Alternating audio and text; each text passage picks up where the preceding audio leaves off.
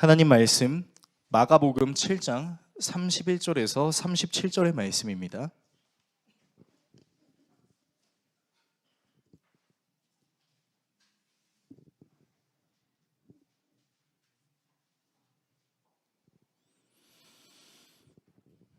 마가복음 7장 31절에서 37절의 말씀,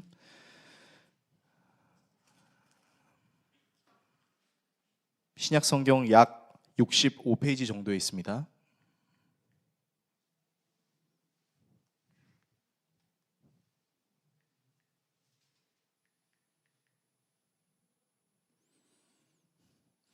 다 찾으신 줄로 알고 한 절씩 교독하시고 마지막 절은 같이 읽도록 하겠습니다.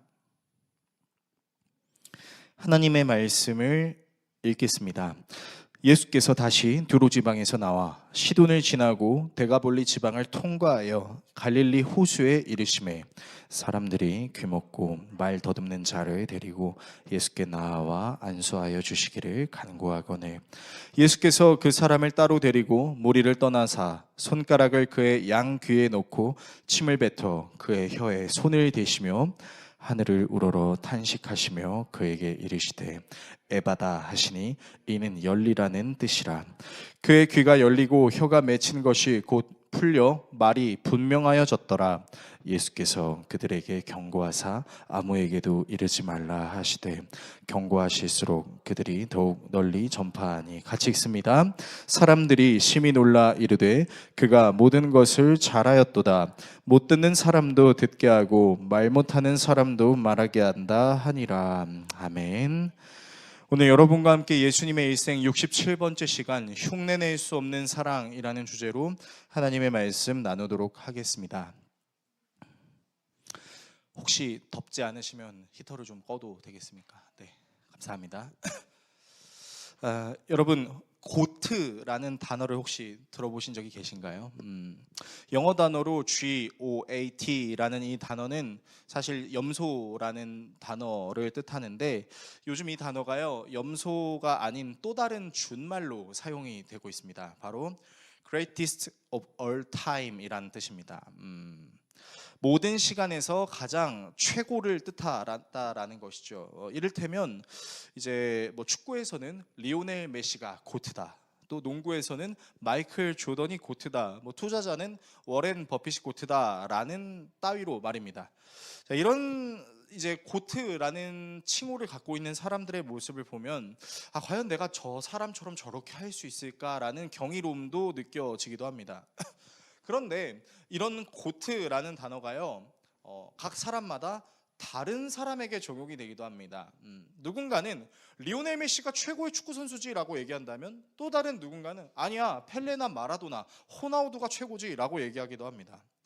또 누군가는 농구는 마이클 조던이 고트지라고 얘기한다면 아닌데 나는 르브론 제임스가 고트인 것 같은데 라고 말할 수 있을 것이고, 누군가는 투자자의 고트는 워렌 버핏 아니야 라고 얘기한다면 또 다른 누군가는 아니야 피터 린치라고 할 수 있지 라고도 할 수 있겠어요. 그래서 언제나 이런 고트 논쟁에는 수많은 사람들의 갑론을박과 댓글들이 달리기 마련입니다.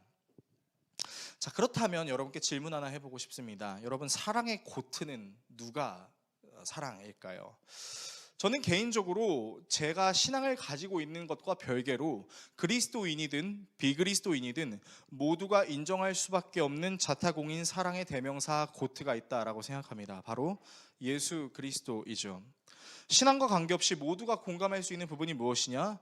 예수 그리스도의 사랑을 결코 우리가 함부로 흉내낼 수 없다라는 것입니다. 일면식도 모르는 사람을 위하여, 그것도 단순히 한 지역에 국한되어 있는 사람이 아닌 전 세계 모든 사람을 위하여 신이 인간의 모습을 가지고 내려와서 죽었다라는 내용은요 참 신기하기도 하고, 내가 만약 예수라면 나는 그렇게 할 수 있을까? 도저히 흉내낼 수 없을 것 같아 라고 사람들이 이야기해서 이런 예수 그리스도의 사랑을 위대한 사랑, 진정한 희생이라고 칭하기도 합니다. 오늘 본문은 바로 이런 예수님의 사랑을 다루고 있습니다. 그래서 오늘은 이 예수님의 사랑에 대해서 나누는 시간을 좀 가져보려고 합니다. 본문을 통해서 여러분과 다음의 내용을 좀 살펴보려고 하는데요, 먼저 예수님의 행동에 대해서 살펴보겠습니다. 그리고 예수님의 마음에 대해서 살펴보겠습니다. 마지막으로 모든 일을 사랑하시는 예수님에 대해 살펴보겠습니다. 예수님의 행동, 예수님의 마음, 모든 일을 사랑하시는 예수님, 이 세 가지 내용을 함께 나누고 기도하는 시간을 갖도록 하겠습니다. 첫 번째, 예수님의 행동입니다. 자, 예수님께서 수로보니게 여인의 딸을 괴롭히던 그 귀신을 쫓아내 주신 후 두로를 떠나 시돈을 거쳐 데가볼리 10개의 도시를 통과하여 갈릴리 바다로 다시 오십니다. 자, 그리고 예수님이 가는 곳은 그 어디든 예수님에 대한 소문이 널리 퍼져 있었기 때문에 예수님의 소문을 들은 사람들이 이제 와가지고 좀 치료해 주세요. 저에게 이런 병이 있습니다. 저에게 이런 어려움이 있습니다. 도와주세요. 이런 사건들이 계속 나온 거예요. 그리고 오늘 본문에서도 역시 귀머거리에 말을 잘 못하는 한 사람을 주변인들이 데리고 와서 이 사람에게 안수해 주십시오. 그러면 병이 나을 것 같습니다. 라고 요청합니다. 그래서 예수님께서는 이렇게 행동하시는데요. 본문 32절에서 33절의 말씀을 제가 읽어드리도록 하겠습니다. 그런데 사람들이 귀먹고 말 더듬는 사람을 예수께 데리고 와서 손을 얹어주시기를 간청하였다. 예수께서 그를 무리로부터 따로 데려가서 손가락을 그의 귀에 놓고 침을 뱉어서 그의 혀에 손을 대셨다. 자, 말씀 좀 보여주시겠어요? 자, 말씀을 보시면은 이제 예수님의 액션이 나오는데 이제 어떻게 하냐면은 그 장애인을 데리고 사람들이 없는 곳으로 가십니다. 그리고 그곳에 가셔서 손가락을 그의 귀에 넣으시고 침을 뱉어서 그의 혀에 손을 대시는 거죠. 자, 예수님께서는 그들의 바람대로 이 장애인에게 그냥 안수하여 주시면 됐을 텐데 왜 굳이 무리들로부터 따로 이제 데리고 가시고 또 이제 귀에다가 손을 넣으시고 침을 뱉어서 그의 혀에 손을 대셨을까요? 자, 이러한 내용을 이해하기 위해서 당시 유대인들이 장애인을 어떻게 여겼는지에 대한 시각을 좀 살펴보겠습니다. 여러분, 먼저 이 귀먹고 말 더듬는 사람의 장애 증세가 언제부터 시작됐는지에 대해서 성경은 분명하게 이야기하고 있지 않습니다. 그런데요, 당시 유대인들에게 있어 장애를 앓고 있는 사람들을 볼 때요, 이렇게 여기는 경우가 있었어요. 저 사람의 부모가 죄인이거나 아니면 저 사람이 죄를 지었기 때문에 저 사람의 몸에 장애가 있다라는 관념입니다. 자, 그래서 장애를 가지고 있는 사람들을 보는 유대인들의 시점이 뭐냐면요, 저 사람은 죄를 지었네, 뭔지 모르겠지만 저 사람은 부정한 사람이네, 저 사람이 부정하지 않더라도 저 사람의 부모가 부정한 사람이네 라고 여기는 시각이 있었습니다. 그래서 이런 시각을 가지고 장애인들을 보면 죄인들 같으니라고 낙인을 찍는 경우가 있었고, 도대체 무슨 죄를 지었을까 궁금한 호기심을 가지고 있는 경우도 있었습니다. 그리고 이런 모습은 예수님의 제자들에게도 발견되죠. 요한복음 9장 서두에 보시면 예수님과 제자들이 길을 가고 있을 때 태어나면서부터 보지 못했었던 맹인을 발견합니다. 근데 그 맹인을 보고 제자들이 질문합니다. 어떻게요? 랍비요, 이 사람은 태어날 때부터 죄를 갖고 있는 겁니까? 아니면 이 사람의 부모가 죄를 지었습니까? 라는 질문입니다. 또한 당시 유대인들이 장애를 죄의 문제로 결부시켜서 장애인들을 정결하지 못하다라고 치부해버리는 경향이 있었어요. 그러니까 쉽게 말해서 뭐냐면요, 더러운 사람 같으니라고, 지저분한 사람 같으니라고 라고 말하는 겁니다. 그래서요, 유대인들이 당시에 이런 장애인들을 어떻게 대했었냐면요, 일단 곁에 두지 않았습니다. 레위기 정결법에서도 그런 내용들이 나와 있긴 하지만 부정한 사람들, 장애를 갖고 있는 사람들은요, 진 밖으로 나가게 했습니다. 같이 어울리지 않게 했다라는 것이죠.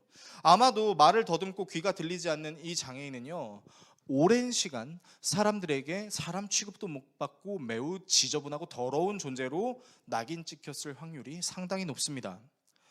자, 그런 그를 예수님께서 무리들을 다 떼어다가 단 둘이 데리고 어디론가 가십니다. 다른 제자들에게 이 장애인을 좀 저쪽으로 좀 보내게 이렇게 얘기하시지도 않으시고 본인이 직접 하시는 거죠. 그리고 사람들이 보이지 않는 곳에 가서는 그 사람의 귀에 손가락을 넣으시고 침을 뱉어서 그의 혀에 손을 대십니다. 여러분, 이게 무슨 행위를 의미하는 거냐면 당시 유대 사회에서 인간의 침은 병을 고치는 효능이 있다라는 설이 있었어요. 그러니까 사람들에게 랍비라 칭함을 받고 선생님이라고 칭함을 받는 이 존재가 자신의 침을 이 장애인에게 대주면 장애인은 어떻게 생각하겠어요? 아, 이 사람이 나를 낫게 하려는구나 라고 알 수 있죠. 그리고 이 장애인은 잘 듣지 못하고 말도 못했습니다. 자, 그러면 잘 듣지 못하는 경우 이 사람과 의사소통을 하려면 어떻게 해야 될까요? 요즘에는 이제 수어라고 하는데 이제 손으로 쓰는 언어라고 합니다. 근데 예수님께서는 수어를 사용하시는 것까지는 아니지만 이제 수화를 하고 계세요. 바디 랭귀지를 쓰고 계신 거죠. 어떻게 해요? 귀에다가 손을 넣으시면서 너 그 혀에 또 침을 뱉어 손을 대시면서 내가 지금 너를 내 손을 대서 너의 혀와 귀를 내가 낫게 해줄 거야 라고 대화하고 계신 거예요. 게다가 예수님께서는 이런 액션만 취하는 것이 아니라 또 다른 한 가지 액션을 취하는데 그것이 뭐냐면요, 이제 열려라라는 당시 유대 사람의 말 에바다라는 단어를 씁니다.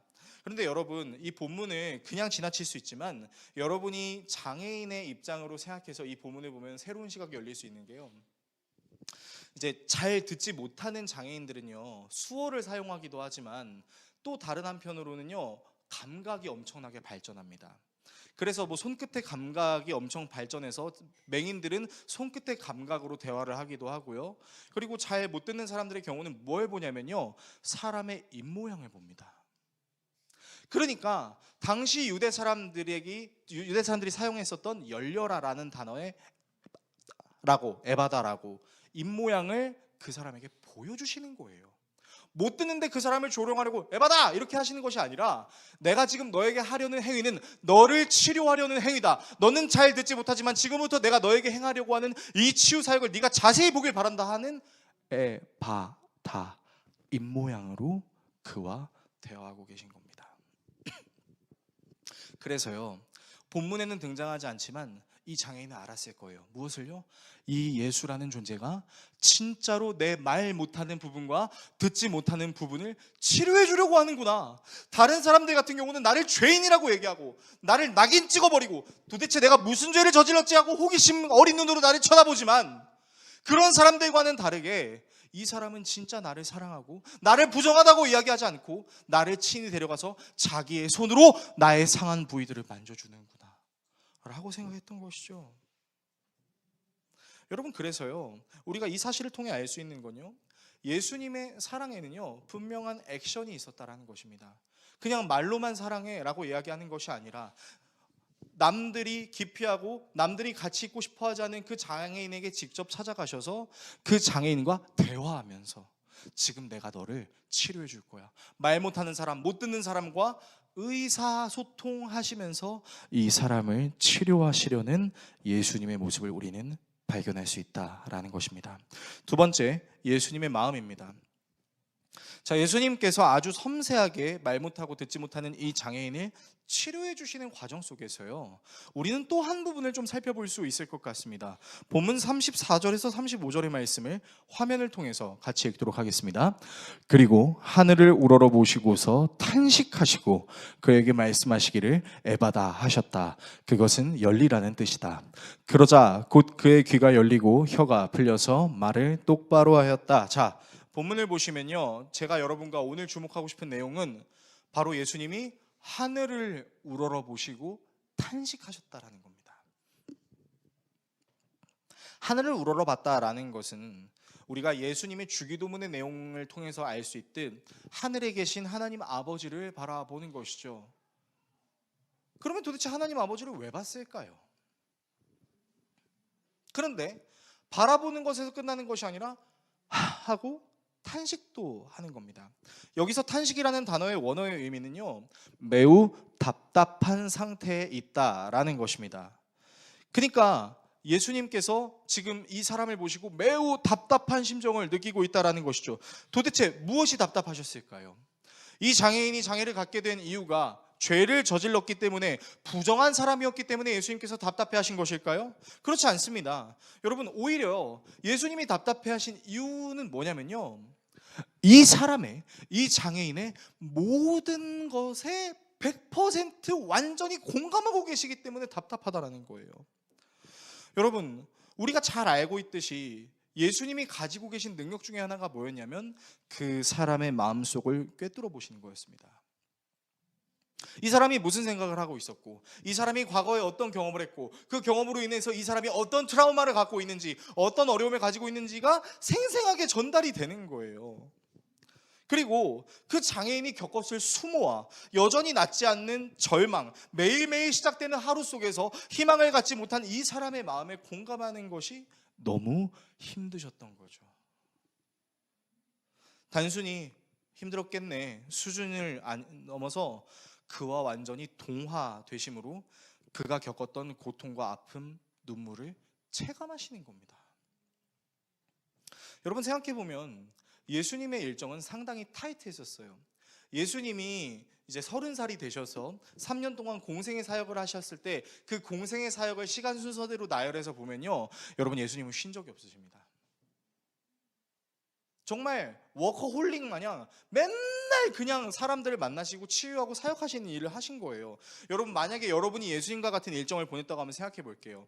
그러면요, 우리는 너무 바쁘고 너무 힘들다 보면요, 사람을 대할 때도 어떤 태도가 나오게 되냐면요, 입력값이 나옵니다. 무슨 말이냐면요, 그렇게 공감하지 않는데 공감해 줘야 된다는 뇌의 명령을 따라서 힘들었겠다라고 이제 얘기를 하는 거죠. 그러면 눈치가 빠른 사람들은 대번 이렇게 얘기하죠.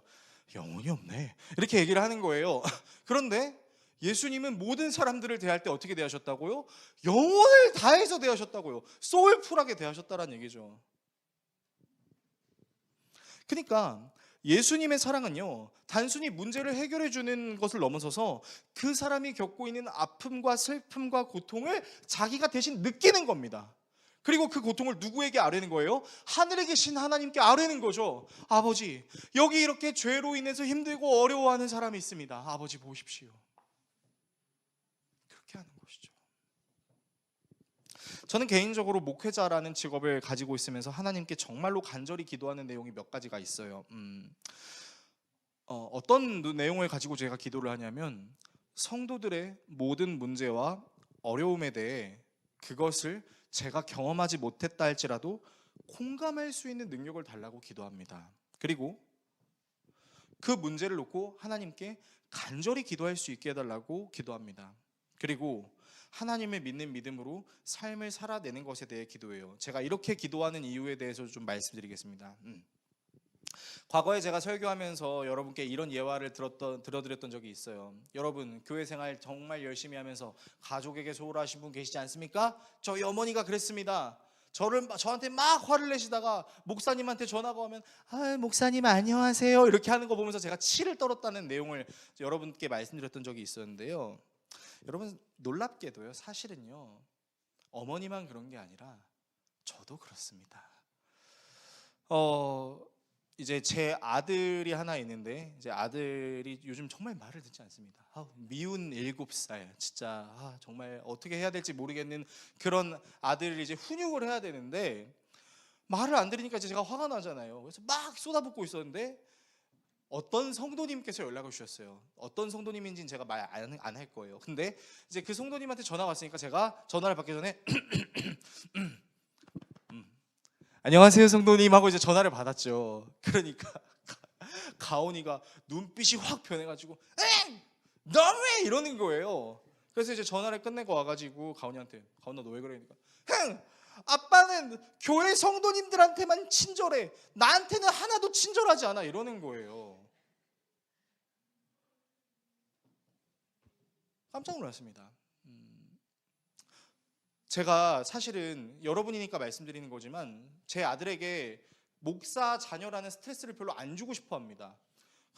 목사 자녀는 뭐 똑같은 자녀잖아요. 목사 자녀는 뭐 달라야 되나요? 너는 목사 자녀니까 이렇게 해야 돼. 저는 제 아들을 그렇게 힘든 가스라이팅으로 키우고 싶지 않습니다. 그러니까 여러분도 저희 아들에게 만나면은 너 목사 아들이야 라고 말씀하지 마시고 그냥 똑같은 다른 아이들처럼 대해주세요. 아무튼 중요한 건 이게 아니라, 그래서 이제 제가 그 얘기를 듣고 충격을 받아서 좀 곰곰이 생각을 해봤었는데 놀라운 한 가지를 발견했어요. 어떤 놀라운 한 가지를 발견했냐면, 사실은 그 성도님의 전화가 그렇게 반갑지 않은 상황이었음에도 불구하고 나는 목사야, 나는 더웨이 교회 성도들을 섬기는 목사야. 여기서는 나는 매우 친절하고 안정적인 톤으로 성도들과 대화해야 할 의무가 있어라는 디폴트가 작동한 걸 제가 느낀 거예요. 무슨 말인지 아시겠어요? 지금 나는 기분 좋게 전화를 받을 그런 기분이 아니에요. 지금 저는 제 아들 때문에 너무 화가 나고 짜증이 난 상태인데, 그런데 감춰야 되니까, 목사니까. 근데 제가 이런 마인드를 갖고 살다 보니까요, 어느 순간부터 제가 의식하지 않았음에도 불구하고 입력값이 작동해가지고 성도들에게 안녕하세요 성도님, 안녕하세요 성도님 하는 저 자신을 발견했다라는 겁니다. 너무 솔직한가요? 물론 성도들을 만나면 반갑죠. 반갑고 행복해요. 그런데 가끔은 저도 되게 힘들고 어려운 시간들이 있지 않겠습니까?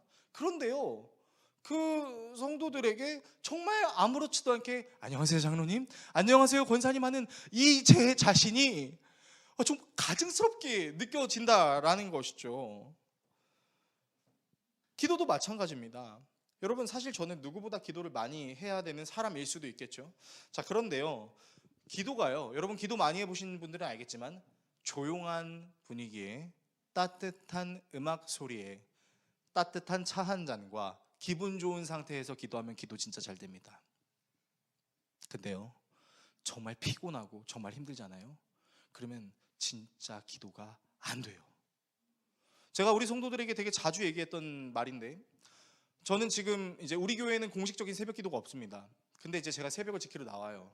그런데요, 그러니까 5번 새벽을 지키러 나온다고 계산을 하면요, 정말 솔직하게 얘기할게요, 2번은 너무 힘이 들어요. 그러면 무슨 생각이 드는지 아십니까? 마귀가 저에게 이렇게 속삭입니다. 재성아, 어차피 성도들 아무도 안 나오잖아. 네가 나간다고 누가 알아줘? 아무도 몰라. 좀 쉬어도 돼. 그러면 옆에서 마치 하나님이 이렇게 말씀하시는 것 같아요. 나는 보고 있어. 이렇게 얘기하시는 것 같아요. 그런데 저는 성도들에게 기도해야 된다라고 가르치는 입장에 있는 사람입니다. 그런 저도요, 진짜 기도가 너무 싫을 때가 있습니다. 하기 싫을 때가 있고, 정말 하나님께서 응답을 안 해주시거나 제가 너무 피곤하다는 생각이 들면 그냥 오늘 하루 기도 안 한다고 뭔 일 나겠어? 라고 생각하는 경우도 있다라는 것이죠. 그리고 저는 두려움을 느낍니다. 어떤 두려움을 느끼냐면, 이런 저의 부족한 모습이 혹여나 여러분들에게 노출이 돼요. 여러분이 저에게 실망하여 이 더웨이 교회에서 함께 신앙생활하지 않고 목사님 저 다른 교회 갈래요 라고 말할까봐, 저의 연약함 때문에 제가 설교를 못하면, 제가 성도들과 이렇게 신방하거나 예배를 드릴 때 잘 못해서 성도들이 나에게 실망하면 어떡하지? 아니야, 그러면 안 돼. 그러면서 다짐해. 나는 오늘도 우리 성도들에게 잘해야 돼, 설교해야 돼, 기도해야 돼. 그렇게 스스로 주문을 외워요. 기도를 해야 되는데 기도를 안 하고 주문을 외운다고요, 여러분. 그러다 보니 스트레스가 받으면 어떻게 합니까? 여러분, 전 정말 못난 목사예요. 아내한테 그걸 풀려고 하는 거예요. 성도들에게는 성도님 이렇게 웃고 있으면서, 집에 가서 아내가 좀 못난 모습 보여주면 왜 그래? 라고 몇 달 전까지만 해도 그랬어요. 물론 지금은 이제 그렇게 하지 않으려고 애를 써요. 그래서 이제 제가 혹여나 아내한테 화풀이를 하려는 저의 악한 모습이 드러나면 슬며시 아내에게 여보 나 잠깐 어디 좀 나갔다 올게 하고 이제 피하곤 하는데, 여러분 저는 그렇습니다. 죄송합니다.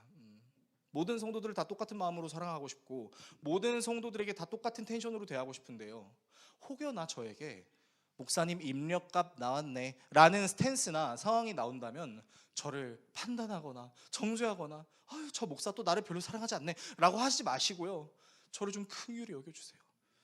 우리 목사님, 내가 그래도 우리 교회 나와가지고 같이 예배해줘야지. 목사님 기도하느라 힘든데 내가 좀 도와줘야지. 여러분, 저를 목사라고 이렇게 떠받쳐 달라는 얘기를 하는 게 아니라 불쌍히 여겨달라고요. 저는 정말 그런 존재예요. 그런데 예수님은 다릅니다. 예수님은요, 모든 사람들을 만나도요 입력값이 나오는 리액션으로 대하지 않습니다. 그 사람을 진심으로 100% 이상을 넘어 1000%, 10,000%, 아니 수치를 매길 수 없는 사랑으로 대하신다라는 것이죠. 그분은 하나님이심에도 불구하고 저 낮은 곳에 있는 우리를 공감하십니다. 신이 인간과 공감하기 위해 이 땅에 내려오셨잖아요. 인간처럼 희노애락을 경험하고 성장을 경험하고 장성을 경험하고 해야 되는 모든 일들을 경험하셨잖아요. 여러분, 그러므로 예수님은요, 한 번도 우리를 가심이나 적당한 마음으로 대하신 적이 없다라는 것을 우리는 생각해 봐야 한다라는 것입니다. 세 번째, 모든 일을 사랑하시는 예수님입니다.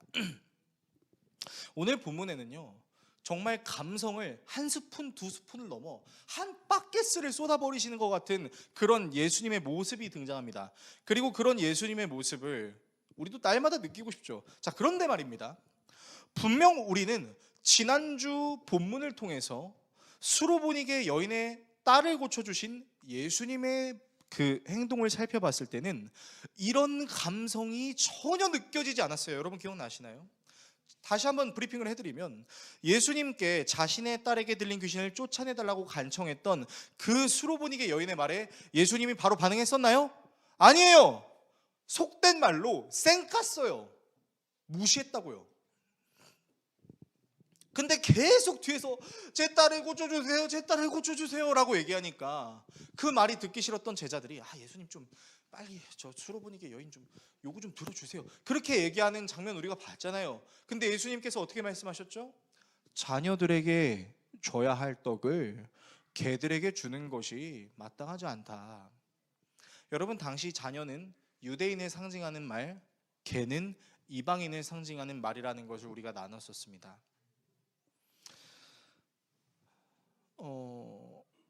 어떻게 보면 유대주의자 같고 인종차별주의자 같은 것처럼 행동하셨죠. 자, 이 두 사건은 마가복음 한 장에 그대로 7장에 기록이 되어 있습니다. 그래서요, 조금 우리는 혼란스럽기도 합니다. 아니, 예수님께서 왜 수로보니게 여인에게는 그렇게 T처럼 대하시는 것처럼 보이면서 왜 이 장애인에게는 F처럼 대하시는 걸까? 우리는 고민할 수 있는 거죠.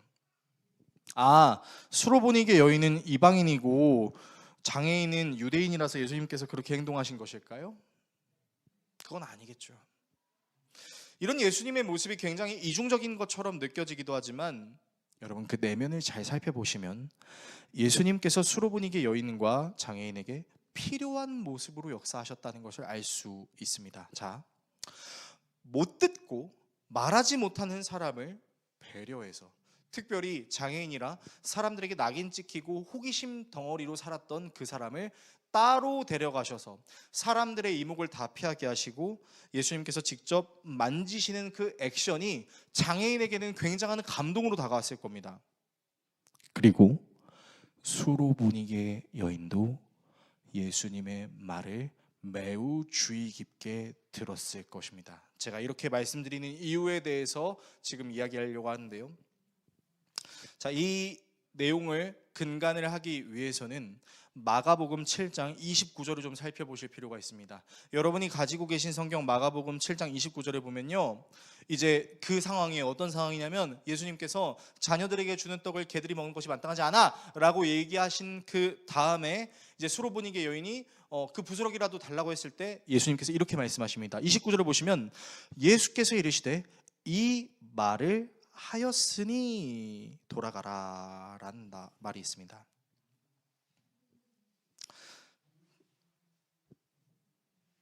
그러니까 정리하면 예수님이 이렇게 말씀하신 거죠.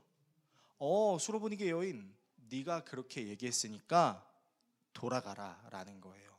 근데 여러분, 우리가 이제 이런 수로보니게 여인에 대해서 지난주에 나눴을 때, 이 수로보니게 여인이 자신은 개와 같은 죄인이고 그럼에도 불구하고 하나님께서는 이 죄인에게도 은혜를 주실 수 있는 분이니까 간구합니다 라는 내용이라는 것을 우리가 지난주에 나눴었잖아요. 여러분, 그러니까 그 내용을 오늘로 다시 가지고 와서 적용시키면 이거예요. 예수님께서 지금 뭘 기뻐하셨냐면, 너 믿음의 고백, 그래, 잘 들었다, 돌아가 봐라, 귀신이 쫓아갔을 거야, 귀신이 쫓겨나갔을 거야, 그게 아니라 다른 신학자는 그렇게 말하였으니에 대해서 이렇게 주해합니다. 어떻게 주해하냐면, 너 제대로 알고 있구나 라는 말입니다. 이 말을 하였으니 돌아가라 라는 문장이 너 너 잘 알고 있구나. 그래서 최대한 원어에 가깝게 번역된 영어 성경 NASB에서는요, because of your reply라고 되어 있습니다. 너의 대답 때문에, 네가 잘 알고 있는 그것 때문에 너의 딸을 괴롭히는 귀신은 쫓겨나갔다라는 겁니다. 여러분, 그러니까요, 이 내용을 적용하면 이런 내용이에요. 무슨 내용이냐면요, 수로보니게 여인은 상처를 받은 게 아니었어요. 예수님의 그 질문의 의도를 정확하게 알았다는 거죠. 예수님은 유대인만 사랑하는 분이 아니라 유대인들이 개라고 여기는 그 이방인에게도 떡을 주실 수 있는, 예수님은 모든 일을 사랑하시는 메시아인 게 맞다라는 사실을 수로보니게 여인이 알고 있었고, 너 그거 알았구나, 너 알고 있구나, 그래, 너의 딸을 괴롭히는 귀신은 나가는 거야, 그렇게 얘기하는 거라고요. 그러니까 여러분, 우리는 겉으로 봤을 때 예수님께서 굉장히 이 수로보니게 여인을 하찮게 여기거나 함부로 대하는 것처럼 보이지만 그게 아니라, 수로보니게 여인은 이런 예수님의 발언에도 감추어져 있는 메시아적 의도를 알고 있는 사람이었기 때문에. 왜 같은 말을 하더라도 되게 어려운 말로 하면 못 알아듣는 사람들이 있잖아요. 그런 상황이랑 똑같은 거예요. 그러니까 수로보니게 여인은 굉장히 자기를 비하하는 것처럼 보였지만 사실은 비하하는 말이 아니라 예수님의 의도를 정확하게 간파하고, 개들도 자녀들이 먹다 떨어진 부스러기라도 달라고 하는, 여러분, 이게 얼마나 대단한 신앙 고백입니까? 그래서 예수님은 수로보니게 여인이 이런 지능을 갖고 있는 것을 알고 계셨기 때문에 그렇게 말씀하신 거고, 장애인은 긍휼히 여기고 불쌍히 여기고 공감하는 자세의 모습으로 다가가셨다라는 것입니다. 여러분, 이 사실을 정리하면요, 예수님은 엄청 대단하신 분이에요. 왜요? 모든 이에게 필요한 모습대로 역사하실 수 있는 대단하신 분이시라는 거죠. 사람들은 굉장히 다양합니다. 어떤 사람들은 외향적이고요, 어떤 사람들은 내향적입니다. 어떤 사람들은 직관적이고 어떤 사람들은 상상력이 풍부합니다. 어떤 사람들은 매우 감성적이고 어떤 사람들은 매우 이성적이에요. 어떤 사람은 매우 계획적이고 어떤 사람은 매우 즉흥적입니다. 우리는 이거를 MBTI로 부르기로 했어요. 그런데 이 MBTI에 아주 재미있는 내용이 있는 거 여러분 혹시 알고 계신가요? 우리나라 사람들은 항상 뭘 하면은 되게 진심으로 하잖아요. 그러다 보니까 이 MBTI를 진심으로 파헤치면서 벌써 이런 것들도 발견했습니다. 이미 오래전 얘기지만 MBTI의 관계성에 대해서 이미 파헤쳐 놓은 것이 있어요. 그게 뭐냐면 바로 MBTI에도 상극이 있다라는 겁니다. 화면에 보시겠어요? 네, 여러분, 이게 MBTI 최악의 궁합이래요. 자, 여러분들 이제 저기에 아마 여러분들의 MBTI가 있을 겁니다. 혹시 여러분의 아내가, 여러분의 남편이, 여자친구나 남자친구나 가족 중에 나와 상극이 있는 것처럼 보이십니까? 저는 정말 다행인 게 전 제 아내랑 상극은 아니라서 정말 다행이라는 생각을 했는데, 여러분, MBTI에도 최악의 궁합이 있다고요. 실제로 관계가 힘들고 대화하는 것도 어렵다라는 연구조사가 있습니다. 자, 그런데요, 우리 예수님은 달라요. E를 만나도요, I를 만나도요, S를 만나도, N을 만나도, T를 만나도, F를 만나도, J를 만나도, P를 만나도 다 그들에게 필요하신 모습 그대로 역사하신다라는 거죠. 저는 목회자로서 상담을 하면서 정말 어려울 때가 있습니다. 그러니까 저는 상담을 하는 성도들에게 답을 주려고 하는 게 아니라 그 성도들이 상담을 하면서 좀 시원하게 자기 얘기도 털어놓고 만족감을 느낄 수 있는 상담을 해야 되잖아요. 그러면 제가 뭘 해야 되는지 아십니까? 이 사람의 성향이 어떤 성향이었지 빨리 회로를 돌려야 돼요. 근데 우리 성도 중에서 해답을 요구하는 성도가 있고 공감을 원하는 성도가 있을 수 있습니다. 근데 어떤 성도님이 저한테 와가지고 목사님 제가 요즘 너무 힘들어요 얘기했는데, 그분은 답을 달라고 얘기한 게 아니라 공감해 달라고 얘기한 거였어요. 근데 제가 이렇게 얘기하는 거죠. 성도님 앉아보세요. 지금 성도님께서는 이걸 하지 않으셨기 때문에 A를 하셔야 되고 B를 하셔야 되고 C를 해야 됩니다. 여러분, 그 성도가 우리 교회 나오고 싶겠어요? 반대로 답을 달라고 하는 성도한테 제가 가서 너무 힘드셨겠어요, 우리 기도할까요? 기도 좋은데 목사님 어떻게 해야 될까요? 너무 힘드시겠어요. 제가 이렇게 얘기하고 있다고 여러분 상상해 보세요. 목사한테 뭐 상담하고 싶겠습니까? 근데 우리 예수님은 완벽하다고요. 공감을 원하는 자에게 그 누구보다 엄청난 공감을 해주실 수 있으면서 답이 필요한 사람에게는 굉장히 고차원적인 질문을 하신다라는 거죠. 예수님은 이렇게 모든 사람들을 자신만이 할 수 있는 사랑으로 대하실 수 있다는 겁니다. 여러분, 그래서 요한복음 11장에 보면 이제 나사로와 마르다와 마리아 가족에서 이제 나사로의 죽음 사건이 나와요. 근데 여러분, 성경을 자세히 보시면 예수님은 진짜 대단해요. 왜냐하면 마르다는 상당히 이성적인 여인이었습니다. 그래서 예수님이 이제 문안하려고 했을 때 이 여인은 어떻게 예수님을 접대해야 되지 하고 막 바쁘게 움직이던 그런 여인이었어요. 그리고 마리아는 매우 감성적인 여인이었습니다. 그래서 예수님이 오신다고 했을 때, 예배했을 때 예수님 앞에 딱 무릎 꿇고 앉아 있었고, 또 나사로가 죽었을 때 굉장히 슬퍼했죠. 그래서 예수님께서 이제 나사로의 죽음을 아시고 이제 가셨을 때 마르다에게는 어떻게 말씀하시는지 아십니까? 완전 그때는 예수님 T예요. 대문자 T. 나는 부활이요 생명이니 나를 믿는 자는 죽어도 살겠고 물은 나를 믿는 자는 영원히, 뭐 이런 얘기를 하는 거예요. 근데 마르다는 그걸 알아들어요. 근데 여러분, 마리아한테 어떻게 하시는지 아십니까? 분노하면서 우십니다. 이 나사로가 죽을 수밖에 없는, 이 인간이 죽음이라는 것을 맞이할 수밖에 없는 이 상황에 매우 분노하면서 우십니다. 단순히 슬퍼하며 우는 게 아니라 원어를 자세히 살펴보면 그 죽음으로부터 자유하지 못한 인간의 긍휼히 여기심과 더불어 그 죽음이 이 세상에 있다는 것에 대해 매우 분노하면서 우십니다. 여러분, 예수님은요 이중인격자가 아니세요. 모든 사람들을 사랑하실 수 있는 능력을 갖고 계셨다라는 거죠. 예수님은 수로보니게 여인은 덜 사랑하시고 장애인은 더 사랑하신 것이 아니었습니다. 예수님은 모든 이에게 각자 필요한 모습으로 완전함을 보여주시며 사랑하셨다라는 것이 마가복음 7장의 내용입니다. 설교를 정리하겠습니다. 사랑하는 성도 여러분, 우리는 사랑이라는 것을 정말 좋아합니다. 받고 싶어하고 실천하려고 합니다. 일평생을 사랑하겠다고 다짐했던 남편과 아내가 이유도 없이 꼴도 보기 싫어지는 증세를 우리는 종종 겪기도 합니다. 제가 지어낸 말이 아니라 우리 교회 어떤 성도님께서 직접 나눔을 통해 하신 말씀이었어요. 그리고 배 아파 낳은 자녀들이, 사랑해야 되는 그 자녀들이 진짜 미워 보이는 경우도 있습니다. 사랑하는 친구 관계도요, 여러분 어떻게 깨지는지 아세요? 친구들이랑 큰 문제로 안 깨집니다. 진짜 사소한 문제 가지고 대판 감정을 이입해서 싸워서 관계가 깨지게 되는 거죠. 그래서요, 여러분, 우리는 이 사랑해야 된다라는 것을 사실 머리로는 알고 있는데 이거를 실천하는 것이 너무나 어렵다라는 것을 우리는 항상 체감하며 살아갑니다.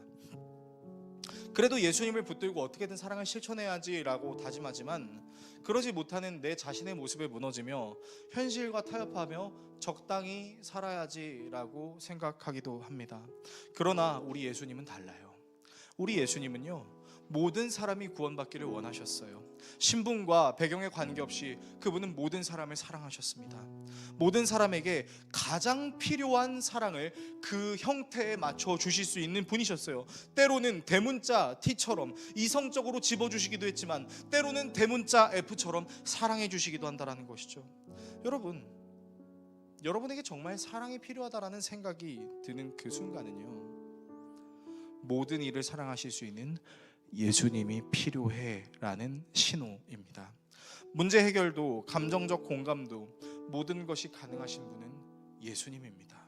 왜냐하면요, 이 예수님은 그 누구도 해결할 수 없었던 사람들의 죄와 사망의 문제를 자신에게 대속하심으로 결정적인, 인간이 절대로 해결할 수 없는 문제를 해결하셨을 뿐만 아니라 신이신 하나님께서 사람의 모습으로 이 땅에 오셔서 우리의 모든 삶을 직접 경험하신 최고의 공감자이기 때문, 최고의 인카운터이시기 때문입니다. 예수의 사랑을 흉내 내려고 하는 차원에서 넘어서서 이 예수의 사랑을 실천하게 하시는 그 예수님께로 나아갑시다. 나를 가장 사랑하시는 그분이 나에게 가장 필요한 것과 나를 속박하는 문제를 해결해 주십니다. 그분의 계획대로, 그분의 섭리대로, 그분이 그분의 사랑으로 우리와 함께 하십니다. 이 사실을 신뢰할 수 있는 저와 여러분 모두가 될 수 있기를 예수 그리스도의 이름으로 축원합니다.